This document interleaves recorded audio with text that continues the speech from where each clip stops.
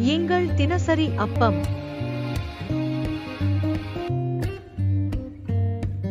உங்களைத் தொடுகிறவன் அவருடைய கண்மணியை தொடுகிறான். சகரியா 2ஆம் அதிகாரம் 8ஆம் வசனம்.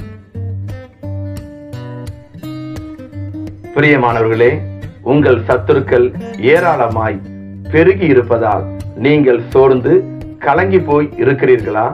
கலங்காதீர்கள். ஆண்டவருடைய வார்த்தை சொல்லப்பட்டுள்ளது. யார் உன்னை காயப்படுத்தினாலும் அது தேவனுடைய கண்மணியை காயப்படுத்துவது போன்றதாகும்.